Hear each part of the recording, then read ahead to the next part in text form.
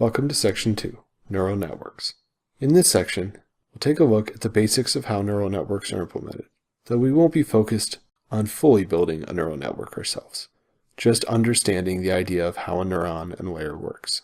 We'll explore DNA data, that will be our data set throughout this section. We'll implement a neural network with caret. We'll implement another type of classification neural network with caret. We'll take a look at one-hot encoding, which is a necessary transformation at certain times on the data, and we'll call a neural network function without using caret directly. Neural network basics. In this video, we'll focus on the basics of neural network math and talk about how layers are implemented with matrix multiplication, and a little bit about what neural networks are good for. I've taken this image from Wikipedia as it's a good demonstration of the basics of neural networks.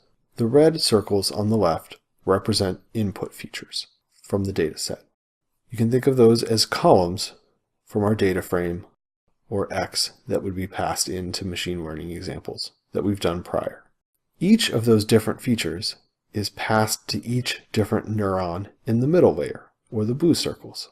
If you look at one neuron in itself, like this top blue circle, you can consider that it is essentially a linear model, or a series of weights applied to each feature. Since there are more than one neuron, this layer is a series of weights applied to all features. So each neuron takes 4 inputs and has 1 output.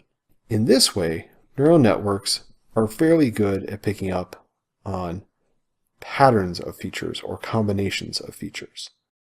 This is why you see neural networks perform fairly well in unstructured data, image, audio, other places like that, where you're looking for combinations and patterns. Each neuron can begin to, as it's working through the weights and the errors and getting corrections, it can begin to pick up on maybe 2 of those features in and take a 0 coefficient of other features coming in. And in that way, it can focus on specific columns in combination. If none of that makes sense, maybe it will help a little bit when we walk through the math here in a moment. But generally just consider that each neuron is picking up on different patterns and combinations in your data in ways that you may not understand, but this is an effective technique for working on complicated and sometimes unstructured data. Before we get into using DNA data in the rest of the section, I'd like to take a real simple look with car data at what the math of a neural network might look like. This isn't a full implementation. We're just doing the forward calculation of a layer. I say forward calculation because you may have heard the term backpropagation, which has to do with how you feed the error back into the layers in order to train them and improve them. If you haven't heard that, again, not something to focus on right now. Just understand that we're trying to look at how the data is arranged in a layer as a matrix and how that's multiplied through. This may help your understanding of how the algorithms work. So first, we'll go ahead and take the quarter-second value and establish that as our y value.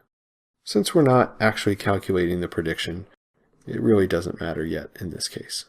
But to make our example realistic, we'll say that we're predicting the quarter-second time, or the quarter-mile second time, based on the features horsepower and weight. So we've created a feature set, and we'll pass that in to get our x data. As a reminder, you could see here, that's the quarter-second times y. We output x, we see with labels, we have horsepower and weight in the data frame. So the first layer, we'll create a matrix. Run if is actually random uniform. It's telling it to give me 8 values between 0 and 1, and the matrix will have 2 rows. We'll go ahead and give some column names of neurons, and we'll give some row names of the features. If we take a look, now our layer might make a little more sense. It's common practice to initialize neuron values with random values, and then to allow the training process to move it. So essentially we see, as we talked about before, each neuron or column has a weight for each feature. and they're different. So neurons by features. To see the output, we take x, we use the matrix multiplication symbol, and we can take that times our layer. Since we started with rows by features, and we're taking in a matrix of features by neurons, we would expect an output of rows by neuron. And in fact, that's what we get. For each car, we have a new neuron output. So at each step along the way, we've replaced our features with neuron output. And in that way, the size of the layer, or number of neurons in each layer, will determine the number of features passed on to the next layer. Let's take a look at one more layer. This layer will have 4 values, 1 for each input, but no additional columns, because we're simulating a single output. So we'll give the output as our column name, and we'll take the input neurons as our row names. If we look at the layer, we see we have 4 inputs coming in, and they'll all produce 1 output.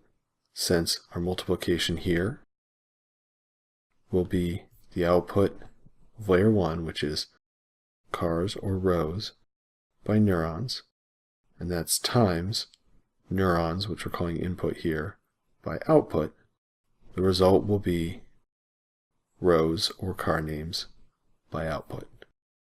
So 1 output for each. Do the multiplication, again using the matrix multiplication operator, and we see an output value for each car. That's nowhere near. We look at the head of y. If all of this was a little bit difficult, as matrix math can be a struggle for folks who haven't done recent linear algebra work, that's okay.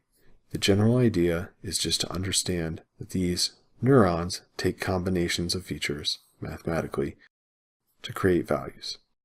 So neural networks can pick up on complicated models. We'll go ahead and in future videos begin to work with those models in Caret pre-built, and you won't have to implement any of these layers by yourself.